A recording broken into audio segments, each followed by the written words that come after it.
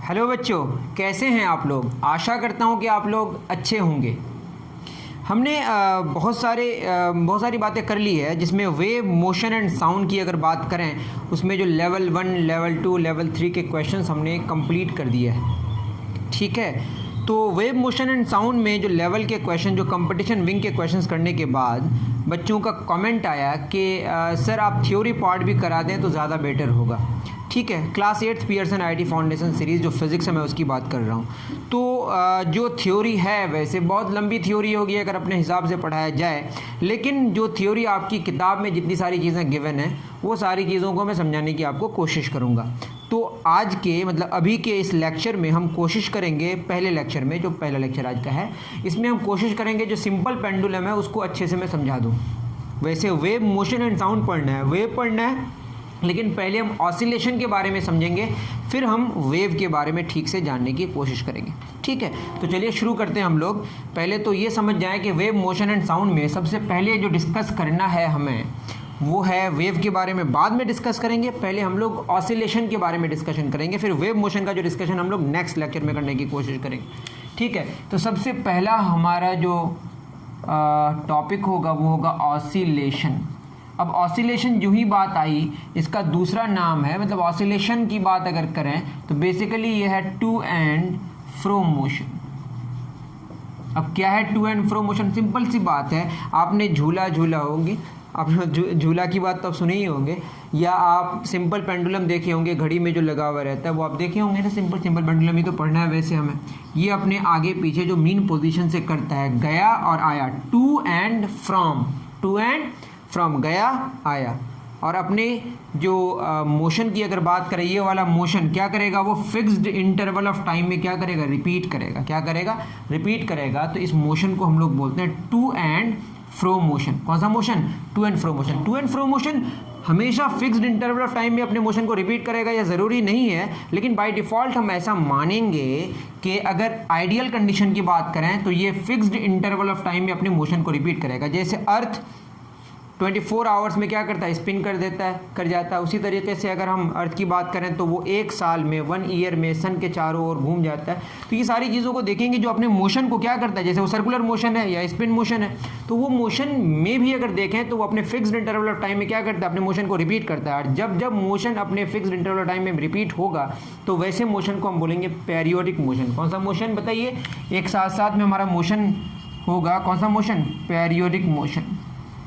तो एक बात ख्याल में रखें, जब टू एंड फ्रो मोशन की बात करेंगे, टू एंड फ्रॉम, गया टू, फ्रॉम आया वहाँ से, फिर पीछे गया, फिर वापस आया, ऐसे मोशन को अपने मीन पोजीशन से आगे पीछे करने वाले मोशन को हम क्या बोलेंगे?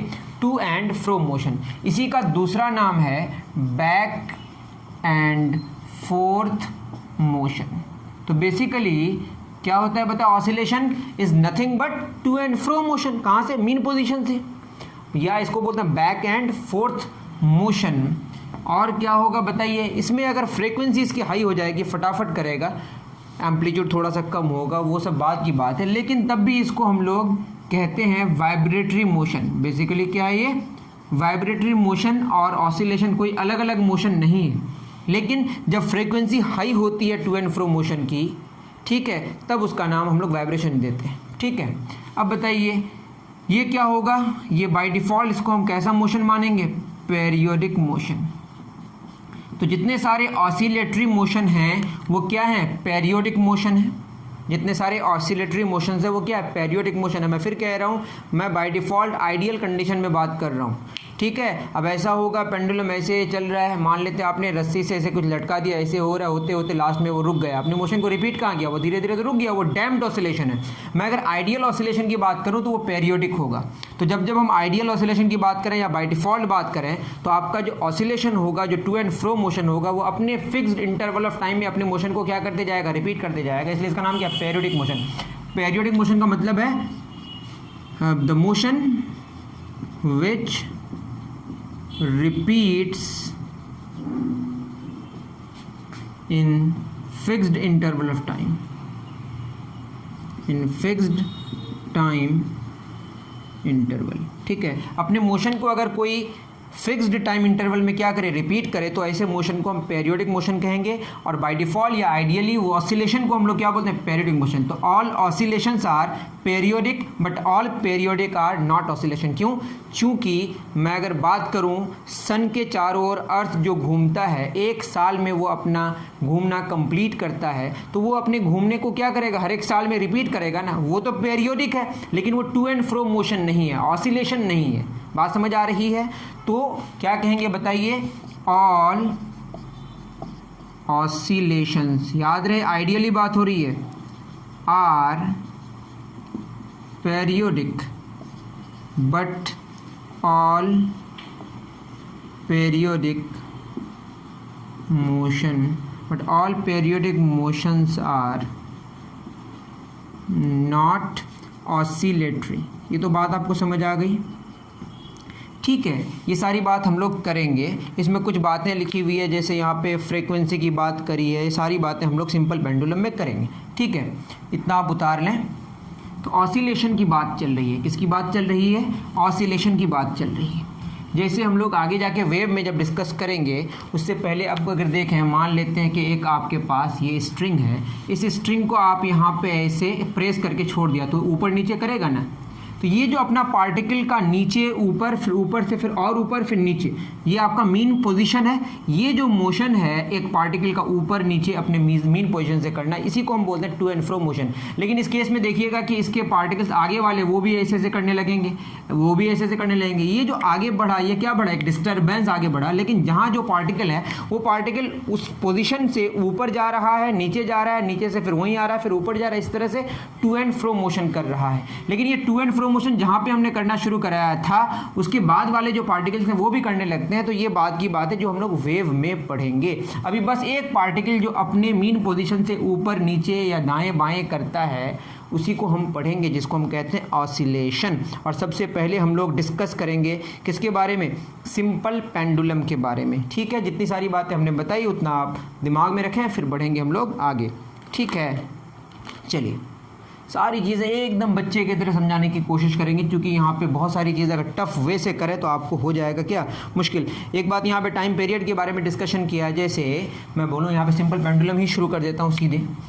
क्या शुरू कर रहे हैं हम लोग, सिंपल पेंडुलम, ठीक है। सिंपल पेंडुलम में क्या होता है मैं तो लिखाऊंगा नहीं, आप बुक से वहाँ से देख लीजिएगा, मैं बस चीज़ें बोलूँगा।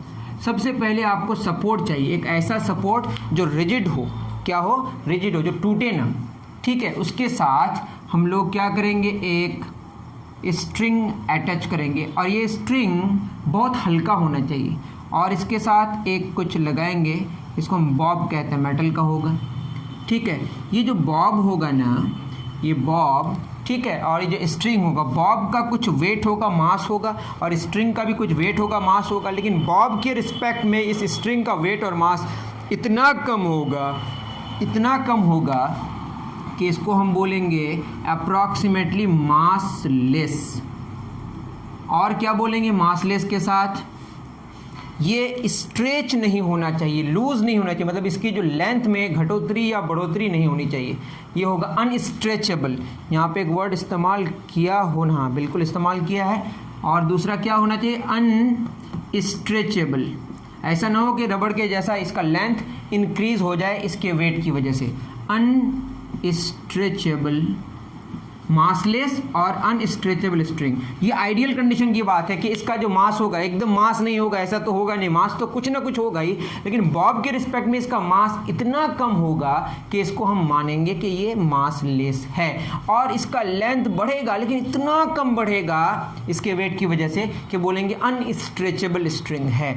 तो दो बातें आपको आइडियल कंडीशन में याद रखनी है कि मासलेस होगा और अनस्ट्रेचेबल स्ट्रिंग होगा। जितनी सारी बातें हम कह रहे हैं ये सारी बातें आपकी आइडियल कंडीशन में है।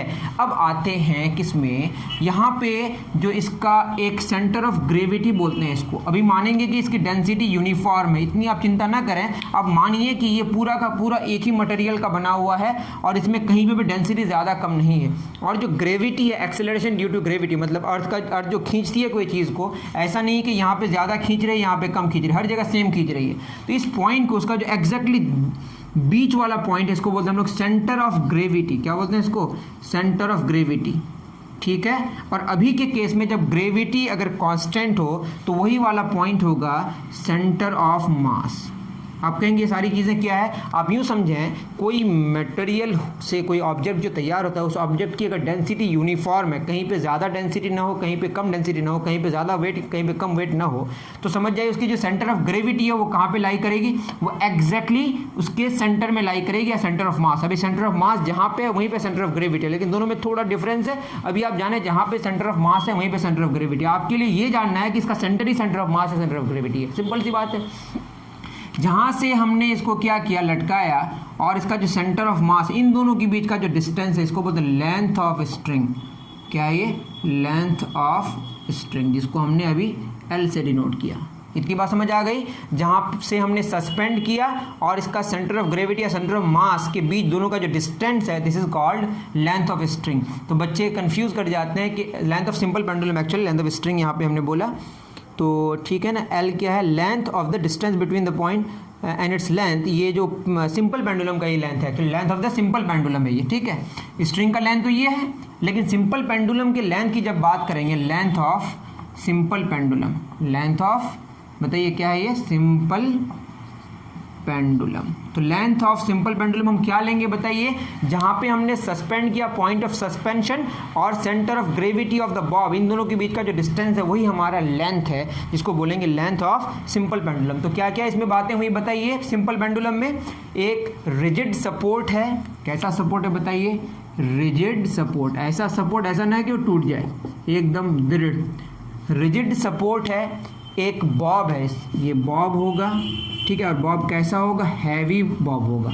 हैवी का मतलब स्ट्रिंग के किस्म, स्ट्रिंग के रिस्पेक्ट में उसका जो मास, स्ट्रिंग का मास, उसके रिस्पेक्ट में बहुत ही ज़्यादा इसका मास होगा, बॉब मेटल का बना हुआ होगा, ठीक है। और ये यूनिफॉर्म डेंसिटी का अगर है तो इसकी centre of gravity exactly centre में लाई करेगा, और इसका सेंटर ऑफ ग्रेविटी से पॉइंट ऑफ सस्पेंशन के बीच का जो डिस्टेंस है उसको बोलते हैं लेंथ ऑफ सिंपल पेंडुलम।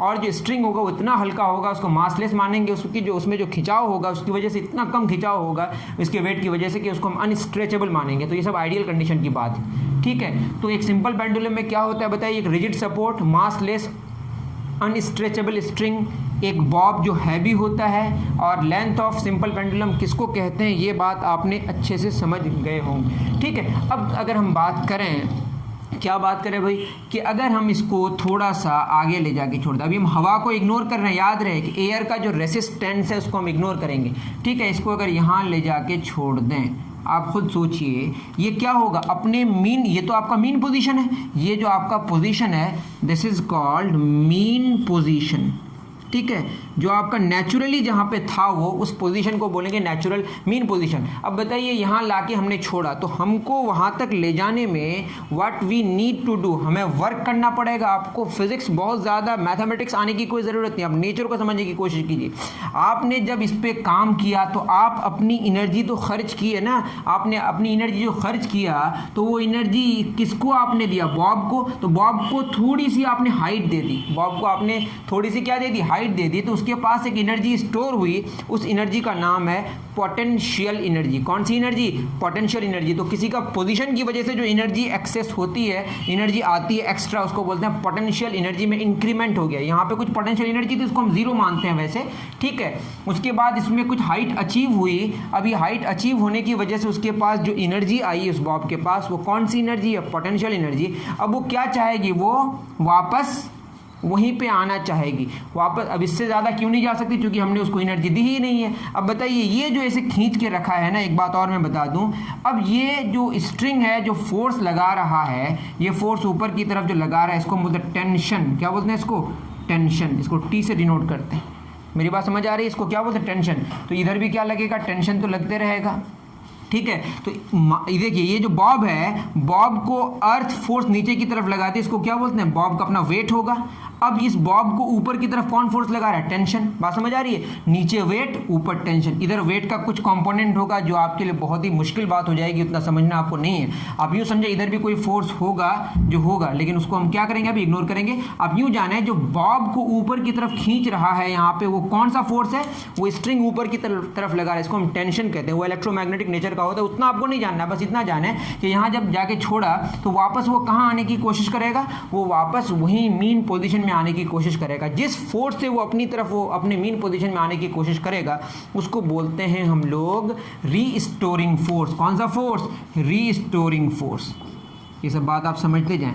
कौन सा फोर्स बताइए? Restoring force. और यहां से आगे क्यों नहीं जा सकता? क्योंकि उससे आगे मैं लेके गया ही नहीं। इस पोजीशन को बोलेंगे एक्सट्रीम पोजीशन। कौन सा पोजीशन? Extreme position. एक तो हो गया आपका मीन पोजीशन और एक हो गया एक्सट्रीम पोजीशन। अभी हम एयर के रेसिस्टेंस को इग्नोर करेंगे, मतलब उसकी एनर्जी में कोई क्या नहीं होगी, थोड़ी भी एनर्जी उसकी खराब नहीं होगी, थोड़ी भी एनर्जी एयर की वजह से एब्जॉर्ब नहीं होगी, क्योंकि एयर होगा तब ना एब्जॉर्ब होगा। तो जो एनर्जी इसके पास था उस एनर्जी से अब इसके पास कौन सी एनर्जी है यहाँ पे? Potential energy.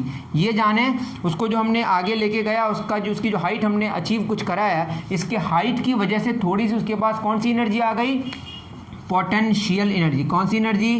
Potential energy. क्या होता है पोटेंशियल एनर्जी? पोटेंशियल एनर्जी उसकी हाइट की वजह से, उसका पोजीशन जो इंक्रीज हुआ हाइट वाला ऊपर वाला, उसकी वजह से उसके पास एक एनर्जी स्टोर हुई जिसको हम बोलते हैं पोटेंशियल एनर्जी। अब क्या होगा, जब इसको छोड़ेंगे तो वापस वो मीन पोजीशन की तरफ आना चाहेगा। क्यों? उसके पास एक एनर्जी स्टोर है, पोटेंशियल एनर्जी। कौन से फोर्स की वजह से? रीस्टोरिंग फोर्स की वजह से। कौन से फोर्स की वजह से? रीस्टोरिंग फोर्स की वजह से। अब बताइए वापस आएगा, जब वापस आएगा तो मोशन में आएगा, उसके पास कुछ स्पीड होगी। जब स्पीड होगी तो उसके पास एक एनर्जी होगी, इसको बोलते हैं काइनेटिक एनर्जी। कौन सी एनर्जी? Kinetic energy. सिंपल सी बात है। कौन सी एनर्जी? Kinetic energy. ये हाइट की वजह से और ये किसकी वजह से? स्पीड की वजह से, उसके मोशन की वजह से। तो अब इसमें काइनेटिक, अब जब इसको छोड़ेंगे तो उसके पास जो पोटेंशियल एनर्जी है वो किस में कन्वर्ट होते जाएगी? काइनेटिक एनर्जी में कन्वर्ट होते जाएगी। ये वापस कहाँ पे आने की कोशिश करेगी? ये अपने मीन पोजीशन में आने की कोशिश करेगी। इतनी बात समझ आ रही है? जो ही मीन पोजीशन में आएगा ये, अब क्योंकि मीन पोजीशन में आ गया तो रीस्टोरिंग फोर्स का लगना बंद हो जाएगा। अब रीस्टोरिंग फोर्स लगना बंद हो जाएगा, लेकिन आप तो जानते होंगे कि फोर्स नहीं लगता है तब भी ये तो पीछे आता है। क्यों? क्योंकि वो चल रहा था मोशन में। अगर कोई रहता है तो वो मोशन में ही रहना चाहता है। तो जब मोशन में रहना चाहेगा उसको बोलते हैं इनर्शिया। क्या बोलते हैं इसको? इनर्शिया। मैं फिर कह रहा हूँ, जब मैं इसको यहाँ पे लाके छोड़ा तो क्या हुआ? ये वापस अपने मीन पोजीशन में आने की कोशिश कर रहा है। किसकी वजह से? रीस्टोरिंग फोर्स की वजह से। पोटेंशियल एनर्जी किस में कन्वर्ट हो रहा है? काइनेटिक एनर्जी में। जब वो मीन पोजीशन में आ गया, अब तो रीस्टोरिंग फोर्स जीरो हो गया, लेकिन वो किसकी वजह से?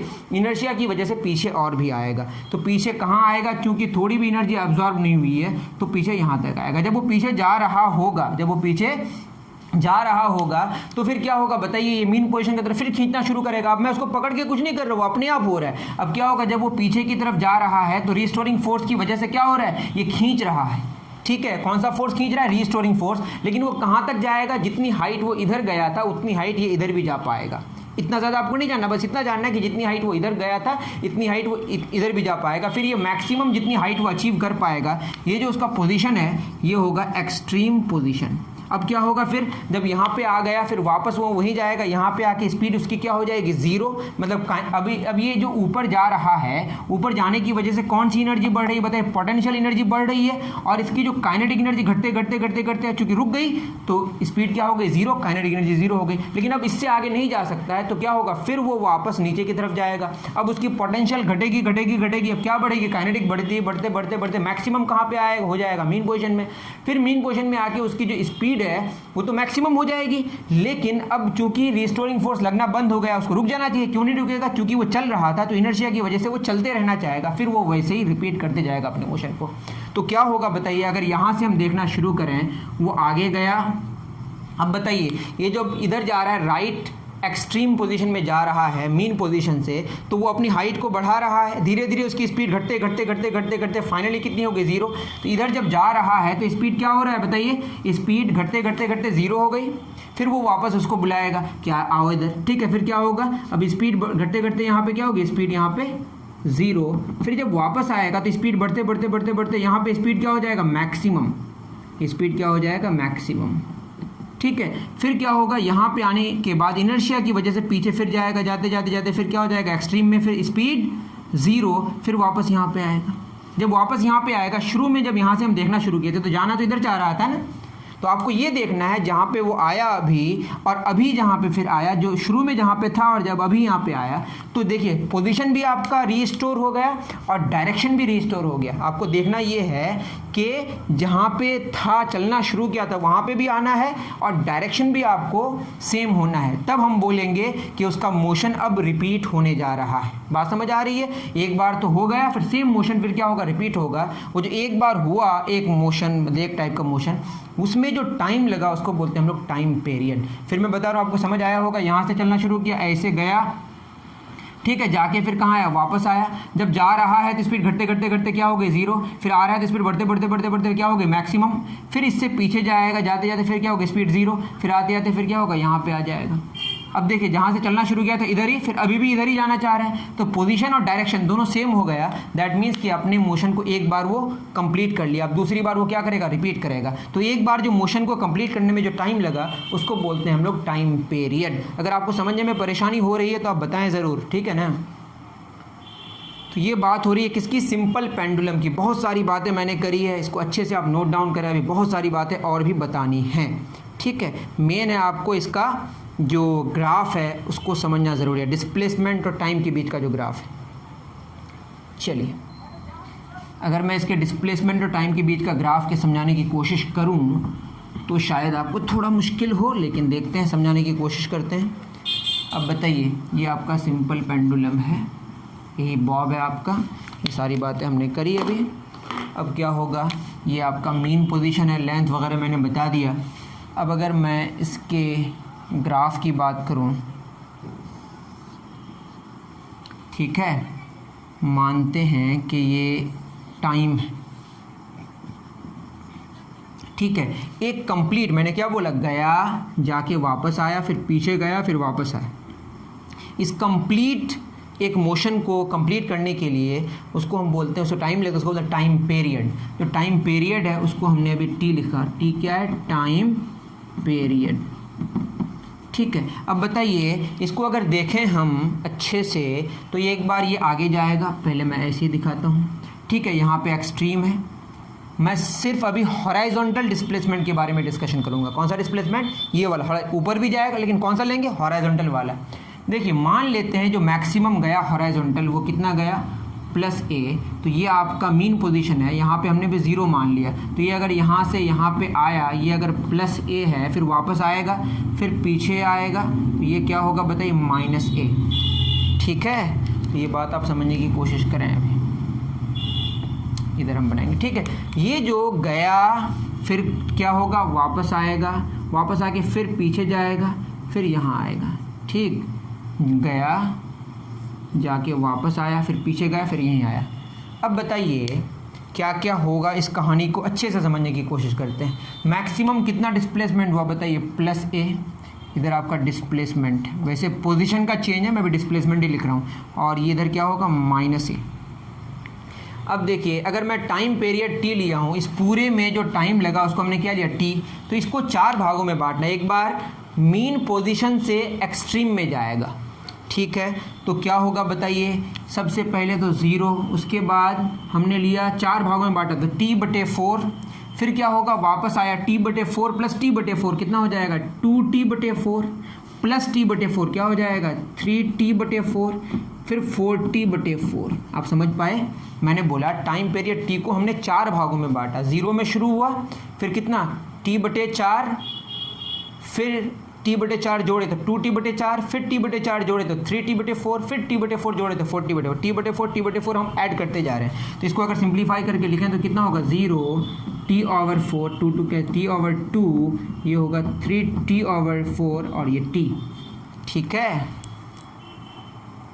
तो आप समझ पा रहे होंगे, सबसे पहले हमने जो टाइम लिया वो क्या लिया, 0, उसके बाद क्या होगा, 4 भागों में बांटे हैं, ये t/4, फिर क्या होगा, 2t/4 मतलब t/2 हो जाएगा, फिर इसमें t/4 जोड़ेंगे तो क्या होगा, 3t/4, इसमें t/4 जोड़ेंगे तो क्या हो जाएगा, t हो जाएगा। तो बेसिकली क्या है, t/4, t/2, 2t/4, 3t/4, 4t/4, ठीक है। वहाँ पे मैंने समझाने की कोशिश करी है, समझने में अगर दिक्कत हो तो ज़रूर बताएं आप, ठीक है। अब बताइए, t/4 में मतलब यहाँ से यहाँ तक, यहाँ 0 टाइम माने हैं, यहाँ पे क्या होगा, t/4 में यहाँ पहुँच गया, फिर t/4 और जोड़ेंगे तो यहाँ पे जब वापस आएगा फिर कितना में आएगा, t/2 में, फिर t/2 में t/4 जोड़ेंगे तो कितना हो जाएगा, यहाँ पे हो जाएगा 3t/2, फिर वापस यहाँ आएगा, फिर यहाँ कितना हो जाएगा बताइए, 3t/4 का t/4 जोड़ेंगे तो ये t हो जाएगा। तो तो यहाँ जीरो टाइम में जीरो में है मीन पोजीशन में, तो जीरो टाइम में कहाँ पे बताइए, जीरो में मीन पोजीशन में। उसके बाद t/4 में कहाँ चला गया, प्लस ए में, तो t/4 में कहाँ चला गया बताइए, प्लस ए में। लेकिन यहाँ पे अच्छे से समझने की कोशिश हमें करनी है। क्या समझने की कोशिश करनी है भाई, अब बताइए इसको सीधे मिलाएंगे या ऐसे मिलाएंगे, कैसे मिलाएंगे, ठीक है। ये पोजीशन का चेंज है बेसिकली, अभी डिस्प्लेसमेंट ही मानते हैं इसको, ठीक है। देखिए यहाँ पे आपका डिस्प्लेसमेंट कितना है, जीरो। अब डिस्प्लेसमेंट बढ़ते बढ़ते बढ़ते बढ़ते मीन पोजीशन से कितना हो गया, मैक्सिमम कितना, प्लस है। अब अगर मैं इसको कितने तरीके से मिला सकता हूँ, इसको देखिए, इसको मिलाने का या तो ये वाला तरीका है, या ऐसे तरीका है, या ऐसे तरीका, और भी डिफरेंट मिला सकते हैं। मैंने 3 तरीका लिया। अब इसमें तरीकों में अगर देखें, यहाँ पे देखिए ये है आपका, देखिए ये है आपका टाइम और ये है आपका डिस्प्लेसमेंट। इसको अगर ऐसे मिलाया तो बताइए ये टाइम के साथ जो डिस्प्लेसमेंट हो रहा है वो यूनिफॉर्मली हो रहा है, मतलब इसमें जो स्पीड है वो कांस्टेंट है।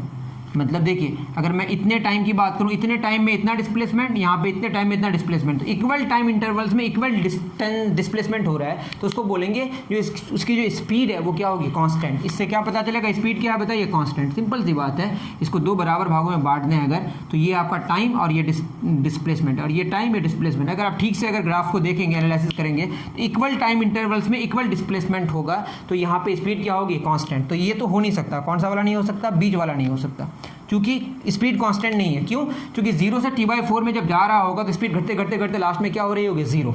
तो अब इसमें देखते हैं कौन सा होगा। अब देखिए, अब दूसरा वाला अगर मैं दिखाने की कोशिश करूँ, टाइम है और ये डिस्प्लेसमेंट है। अगर आप नहीं समझ पा रहे हैं तो ज़रूर बताएं, ठीक है। अगर ऐसा लूँ, ठीक है, थोड़ा ज़्यादा ही टेढ़ा करके मैं बता रहा हूँ समझाने के लिए। अब इसको अगर मैं देखूँ अच्छे तरीके से, इसमें देखिए ये इतना टाइम में, ये आपका क्या टाइम इंटरवल है, और ये क्या डिस्प्लेसमेंट है। देखिए बहुत कम डिस्प्लेसमेंट है, लेकिन ये टाइम इंटरवल बहुत ज़्यादा है। अब यहाँ पे देखिए, यहाँ पे क्या है आपका टाइम इंटरवल, और ये क्या है, डिस्प्लेसमेंट। तो कम टाइम इंटरवल में बहुत ज़्यादा डिस्प्लेसमेंट हो रहा है ना, मतलब क्या हो रहा है, फास्ट हो रहा है। क्या हो रहा है, फास्ट हो रहा है। देखिए ज़्यादा टाइम इंटरवल में कम डिस्प्लेसमेंट, कम टाइम इंटरवल में ज़्यादा डिस्प्लेसमेंट, मतलब पहले स्लो था बाद में फास्ट हो रहा है। इसका मतलब स्पीड यहाँ पे क्या हो रहा है, बढ़ रहा है। तो स्पीड बढ़ नहीं रहा है, क्योंकि 0 से t/4 में स्पीड घट रहा है, तो ये भी नहीं हो सकता। अब लास्ट कौन सा बचा, इसको अगर हम यहीं पे ऐसे देख लें, देखिए अब इसको अगर 2 भागों में बांटे हैं, यहाँ पे देखिए, यहाँ पे इतना टाइम इंटरवल इतना डिस्प्लेसमेंट, पहले देखिए कितना ज़्यादा डिस्प्लेसमेंट हो रहा है इतने कम टाइम इंटरवल में। अब देखिए इतना ज़्यादा टाइम इतना थोड़ा सा डिस्प्लेसमेंट, तो यहाँ पे क्या हो रहा है, स्पीड घट रहा है। तो कौन सा वाला लेंगे, ये वाला लेंगे। इतनी बात आपको समझ आ रही है, तो यहीं पे हम बहुत सारी बातें आपको समझा दी है। अगर समझ नहीं पाए तो ज़रूर बताएं। फिर मैं कह रहा हूँ ये क्या हो गया, ये हो गया आपका, ये तो मैंने कोऑर्डिनेट ड्रॉ करने की कोशिश की है। बताइए t/4 में कहाँ, प्लस ए में पहुँचा, तो ग्राफ कैसा बनेगा, ग्राफ कुछ ऐसा बनेगा। तो सीधे भी हो सकता था, ऐसे भी। ऐसा क्यों लिए, क्योंकि स्पीड घट रहा है। अब क्या होगा, यहाँ पे आके स्पीड क्या होगी, 0, तो ऐसे कुछ हो जाएगा। पोजीशन यहाँ पे बहुत कम इंस्टेंट ड्यूरेशन के लिए क्या नहीं चेंज हो रहा है बताइए, यहाँ पे आके रुक गया, फिर वापस आएगा। जब वापस आ रहा होगा, खुद सोचिए, नीचे से ऊपर इसको फेंकिएगा तो क्या होगा, स्पीड घटते घटते घटते घटते 0 हो गई, फिर वापस आएगी तो स्पीड क्या होगी, बढ़ेगी। लेकिन पोजीशन तो घट रहा है ना, वापस 0 की तरफ आ रहा है। तो बताइए प्लस ए से 0 की तरफ आ रहा है, t/4 से लेकर जब t/2 हो रहा है तो क्या हो रहा है बताइए, वापस इधर ही आ रहा है, लेकिन स्पीड बढ़ रहा है। तो इसको मैं समझाने की कोशिश कर रहा हूँ, इसको अलग से आप समझ लें। ये आपका टाइम है और ये डिस्प्लेसमेंट है। अगर ऐसा ग्राफ आप खुद सोचें, यहाँ पे इतने कम टाइम में, देखिए टाइम इंटरवल बहुत ज़्यादा है, यहाँ पे डिस्प्लेसमेंट है। अब बताइए यहाँ पे क्या हो रहा है, कम टाइम इंटरवल में ज़्यादा डिस्प्लेसमेंट हो रहा है ना। तो बाद में देखिए, बाद में कम टाइम में ज़्यादा डिस्प्लेसमेंट हो रहा है, शुरू में ज़्यादा टाइम इंटरवल में कम डिस्प्लेसमेंट हो रहा है। तो शुरू में स्लो है, बाद में फास्ट है, मतलब स्पीड बढ़ रहा है। यहाँ पे क्या बता रहा है, ये यहाँ बता रहा है कि स्पीड बढ़ रहा है, यहाँ पे क्या बता रहा है, स्पीड घट रहा है। ठीक, अब क्या होगा, अब t/2 में फिर 0 में आ गया, फिर t/2 से जब 3t/4 होगा तो क्या होगा, फिर वो -a में आ जाएगा। दैट मीन्स ये कहाँ आ जाएगा बताइए, -a में आ जाएगा। तो ग्राफ कुछ ऐसे होगा। अब आगे आप समझ पा रहे होंगे आगे ग्राफ क्यों ऐसा हुआ, क्योंकि इधर जाएगा तो स्पीड घटेगा। अब यहाँ पे आप 2 टुकड़ों में बांट सकते हैं इसी तरीके से, देखिए तो क्या हो जाएगा, ये ग्राफ कुछ इस तरीके का है। ठीक है, अब यहाँ पे टाइम है और ये डिस्प्लेसमेंट है। अब बताइए इसको अगर 2 भागों में बांटे, यहाँ पे पहले देखिए पहले ज़्यादा हो रहा है, बाद में कम हो जा रहा है, मतलब स्पीड घट रहा है। पहले ज़्यादा डिस्प्लेसमेंट, बाद में कम डिस्प्लेसमेंट हो रहा है। ठीक है, उसी तरीके से ग्राफ फिर क्या होगा, 3t/4 से जब t में आएगा तो फिर क्या हो जाएगा, वहीं पर आ जाएगा 0 में, मतलब -a से फिर कहाँ आ जाएगा, 0 में। ठीक है, तो इसी तरह से ग्राफ क्या करेगा, रिपीट करेगा। तो यहाँ स्पीड बढ़ा, यहाँ स्पीड घटा, फिर यहाँ स्पीड क्या होगा, स्पीड फिर स्पीड यहाँ पे स्पीड यहाँ घटा, सबसे पहले स्पीड घटा 0 से t/4 में, फिर t/4 से t/2 में स्पीड बढ़ा, फिर क्या होगा, स्पीड घटेगा, फिर क्या होगा, स्पीड बढ़ेगा। ठीक है, इसी तरीके से ग्राफ आगे भी क्या करेगा, रिपीट करेगा जो आपकी किताब में गिवन है। t के बाद t/4 और ऐड कर देंगे तो क्या हो जाएगा, ये हो जाएगा आपका t + t/4। आप खुद सोचें, ये 4t/4, उसके बाद क्या होगा 5t/4, 6t/4, 7t/4, 8t/4, मतलब 2t हो जाएगा। तो इसी तरीके से ग्राफ आगे बढ़ेगा।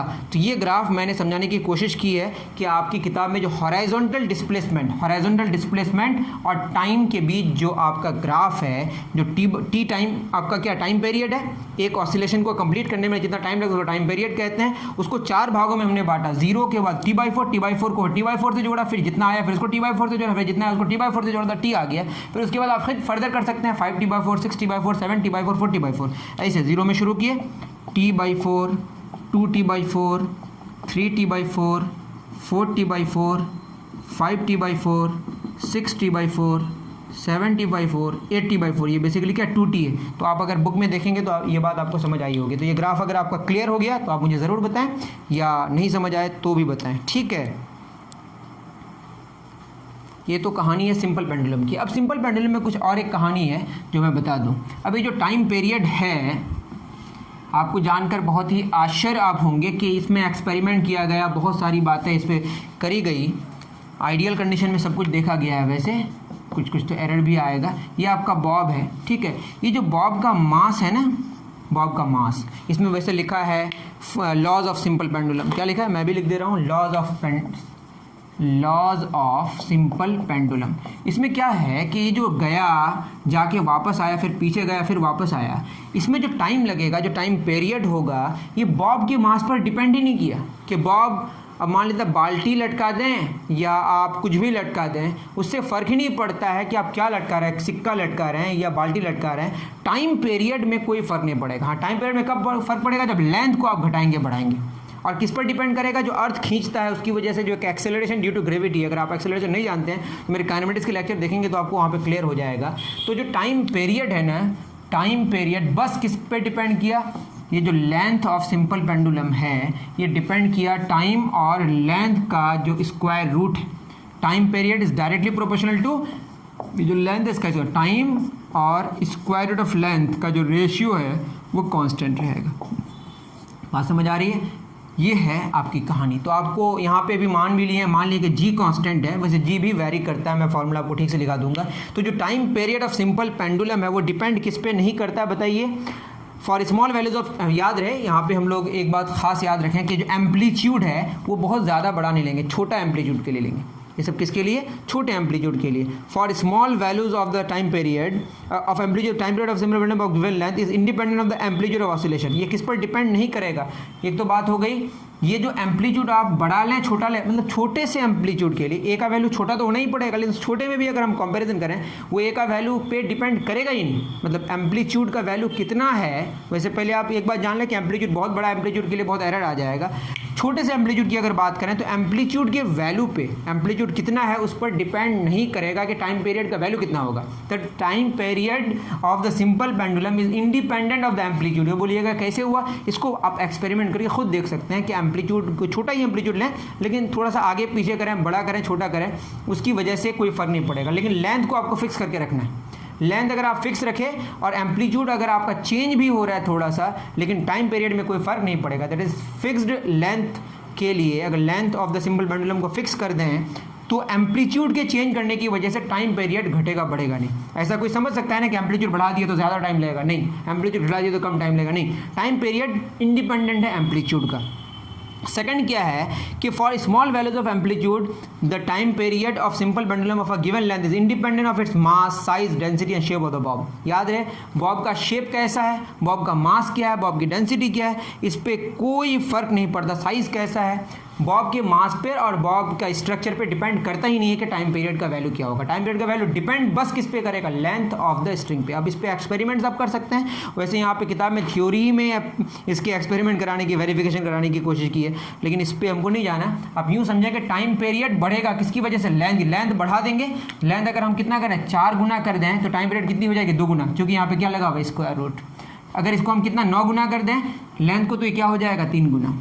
ठीक है, इतनी बात आप समझें। लेकिन मेन फार्मूला आप बाद में सीखिएगा, टी बराबर होता है 2 pi under root L by जी। 2 पाई सब कांस्टेंट आप तो ध्यान में अभी ना रखें, आप टेंशन ना लें। ये किस पर डिपेंड करता है, एक्सेलरेशन ड्यू टू ग्रेविटी पे। जी is acceleration due to gravity. अरे है लेंथ ऑफ द स्ट्रिंग। ये मास पर डिपेंड नहीं करता, एम्पलीट्यूड पर डिपेंड नहीं करता।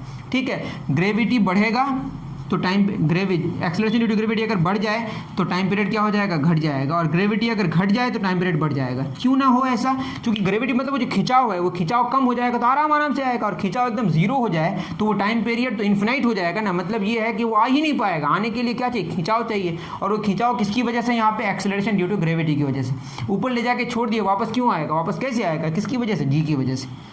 ठीक है, तो जी घटेगा तो टाइम पीरियड बढ़ेगा, और जी बढ़ेगा तो टाइम पीरियड घटेगा। और लेंथ के बढ़ने से टाइम पीरियड बढ़ता है, लेंथ के घटने से टाइम पीरियड घटता है।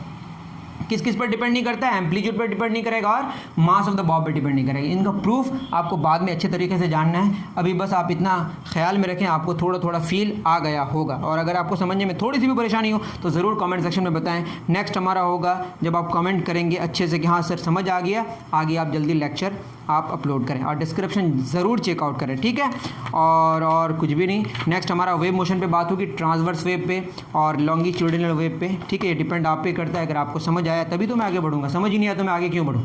ठीक है, तो आप कमेंट करें, शेयर करें, लाइक करें, व्हाटएवर जो भी करें। लेकिन आपको पसंद नहीं आए तो मैं नहीं आगे बढ़ने वाला। आपको वहाँ पे जाके बताना पड़ेगा कि हाँ सर समझ आया, जल्दी से जल्दी नेक्स्ट लेक्चर लेके आएँ। ठीक है, मिलते हैं नेक्स्ट वीडियो में। Thank you very much.